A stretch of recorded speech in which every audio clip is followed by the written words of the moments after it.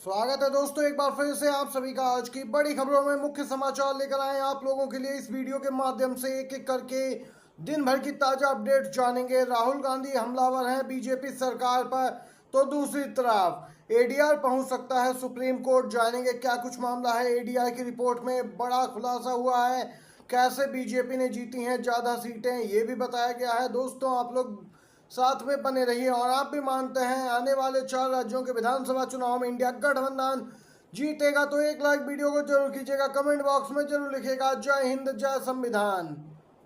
यहाँ पर दोस्तों पहली और ताजा बड़ी खबर बताते चले। राहुल गांधी के भाषण पर फिर चली कैंची, संसदीय रिकॉर्ड से हटाए गए 4 शब्द। लोकसभा में नेता प्रतिपक्ष के तौर पर राहुल गांधी का संसद में दिया दूसरा भाषण भी विवादों में आ गया। बजट पर चर्चा के दौरान राहुल गांधी ने यहां पे जो भाषण दिया था, अब उसके कुछ शब्दों को रिकॉर्ड से हटा दिया गया। राहुल गांधी के भाषण से जिन शब्दों को रिकॉर्ड से हटाया गया उसमें मोहन भागवत, अजीत डोभाल, अंबानी और अडानी हैं। राहुल गांधी ने अपने 45 मिनट के भाषण में इन चारों का नाम लिया था, जिस पर स्पीकर ओम बिरला ने आपत्ति जताई थी। आप दोस्तों को बताते चलें तो यहाँ पर राहुल गांधी लगातार इस पूरे मामले पे हमलावर हैं। पहले भाषण से भी हटाए गए थे कुछ अंश। दोस्तों राष्ट्रपति के अभिभाषण पर चर्चा के दौरान जब राहुल गांधी ने भाषण दिया था, तो वहां पर भी कुछ अंश उनके हटाए गए थे भाषण के। और इस पर राहुल गांधी ने नाराजगी जाहिर करते हुए लोकसभा स्पीकर को चिट्ठी भी लिखी थी। देख सकते हैं कैसे यहाँ पे लगातार राहुल गांधी के भाषणों पर कैंची चलाई जा रही है और सब कुछ यहाँ पे स्पीकर ओम बिरला के इशारे पर हो रहा है, या कुछ कहना है कांग्रेस पार्टी का। दोस्तों आप लोगों की क्या कुछ राय है जरूर लिखिए। अगर आप भी राहुल गांधी के समर्थन में खड़े हैं और वीडियो लाइक नहीं किया है तो लाइक कीजिएगा दोस्तों वीडियो को, और समर्थन दर्ज करवाइएगा। इसी के साथ जो अगली बड़ी खबर आ रही है वह बताते चले। दोस्तों सुप्रीम कोर्ट पहुंच सकता है एक बहुत ही बड़ा मामला, आप सभी को बताते चले। जो धांधली हुई है अब उजागर हुई है, वरना आज होती केंद्र में इंडिया गठबंधन की सरकार, ये कहना है एडीआर की रिपोर्ट में। 538 लोकसभा सीटों पर वोटिंग में अंतर, यूपी में सभी 80 सीटों पर सवाल।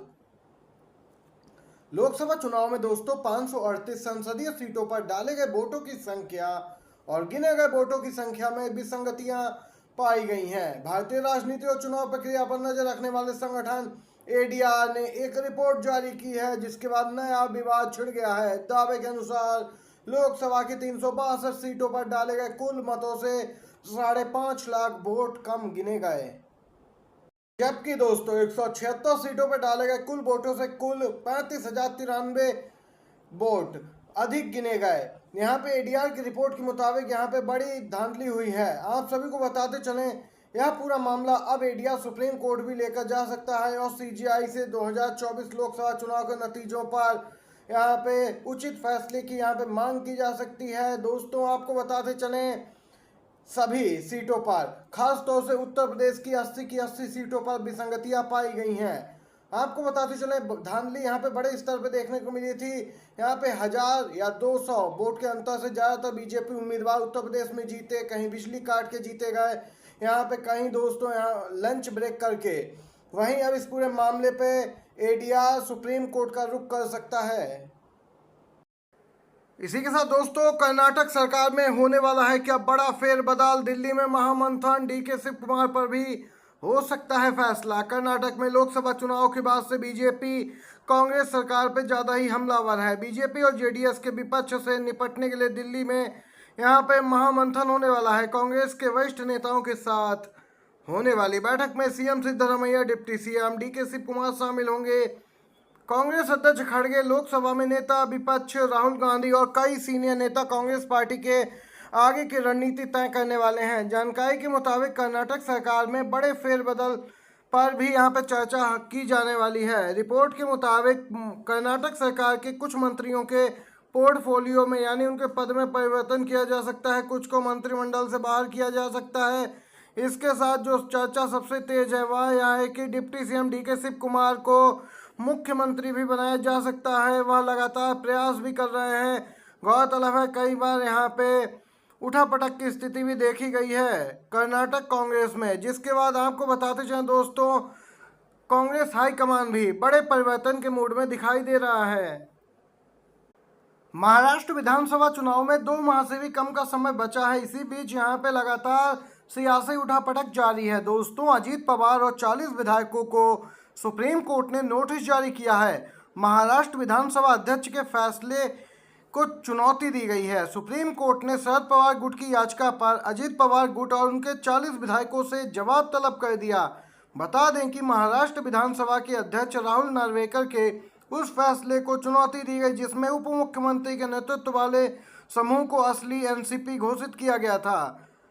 याचिका पर तत्काल सुनवाई की जरूरत है। मुख्य न्यायाधीश डीवाई चंद्रचूड़, न्यायमूर्ति जेबी पारदीवाला और न्यायमूर्ति मनोज मिश्रा की पीठ ने शरद पवार गुट की ओर से पेश वरिष्ठ अधिवक्ता अभिषेक मनु सिंघवी की दलीलों पर गौर किया कि राज्य विधानसभा के बचे हुए छोटे कार्यकाल को ध्यान में रखते हुए याचिका पर तत्काल सुनवाई की जरूरत है। बता दें कि राज्य विधानसभा का कार्यकाल इस साल नवंबर में समाप्त हो रहा है।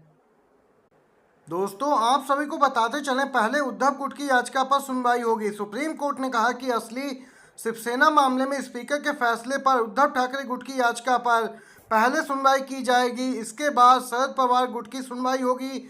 बता दें कि ठाकरे समूह ने भी एकनाथ शिंदे और उनके विधायकों के पक्ष में स्पीकर के फैसले को चुनौती देते हुए एक इसी तरह की याचिका दायर कर रखी है। वहीं दोस्तों, आए दिन एक के बाद एक नए ट्रेन हादसे देखने को मिल रहे हैं। झारखंड में ट्रेन हादसे को लेकर अब एक बार फिर से केंद्र की मोदी सरकार घिरती जा रही है। ट्रेन हादसे को लेकर केंद्र पे बरसे हैं सीएम ममता बनर्जी से लेकर अखिलेश यादव तक। जेएमएम बोली, रील बनाना छोड़े रेल मंत्री। देश में लगातार हो रहे रेल हादसों को लेकर विपक्ष ने केंद्र को घेरना शुरू कर दिया है। निशाने पर रेल मंत्री हैं। सीएम ममता बनर्जी ने एक पोस्ट करते हुए कहा कि आखिर भारत सरकार की संवेदनहीनता का अंत कब होगा। वहीं सपा सुप्रीमो पूर्व सीएम अखिलेश यादव ने कहा कि सरकार रेल हादसों का रिकॉर्ड बना रही है। जेएमएम और शिवसेना भी सरकार पर लगातार हमलावर दिखे। झारखंड हादसे को लेकर शिवसेना उद्धव गुट की सांसद प्रियंका चतुर्वेदी ने कहा कि लगातार ट्रेनों के पटरी से उतरने की घटनाएं हो रही हैं। यह बेहद शर्मनाक है। रेल हादसों पर कोई कार्रवाई नहीं होती। हमारे रेल मंत्री प्रचार में व्यस्त हैं और ऐसे हादसों पर उनकी कोई जवाबदेही नहीं है। देख सकते हैं, रेल मंत्री के इस्तीफे की मांग हो रही है। नैतिकता के आधार पर उनका इस्तीफा भी विपक्ष मांग रहा है, लेकिन रेल मंत्री हैं, वह प्रचार प्रसार में व्यस्त हैं, रील बनाने में व्यस्त हैं, ये विपक्ष का कहना है। वहीं दूसरी तरफ दिल्ली के जंतर मंतर पर सीएम केजरीवाल की गिरफ्तारी और उनके स्वास्थ्य के साथ खिलवाड़ के विरोध में इंडिया गठबंधन का जबरदस्त प्रदर्शन जारी है। दोस्तों, संजय सिंह सांसद आम आदमी पार्टी की, इन्होंने जानकारी देते हुए बताया कि Congress, SP, TMC, DMK, JMM, Shiv Sena, Uddhav गुट, एनसीपी, शरद पवार गुट, सीपीआई, सीपीएम, आरजेडी आदि तमाम पार्टियां यहां पर समर्थन दे रही हैं। ये दोस्तों आज की सभी बड़ी खबरें, मुख्य समाचार थे जो एक एक करके इस वीडियो के माध्यम से आप सभी तक पहुंचाए हैं। वीडियो अच्छा लगा हो तो लाइक कीजिएगा, अपने दोस्तों के साथ जरूर शेयर कीजिएगा। बड़ी खबरें आपके दोस्त भी जान सकें। आप सभी का बहुत बहुत धन्यवाद। जय हिंद, जय भारत।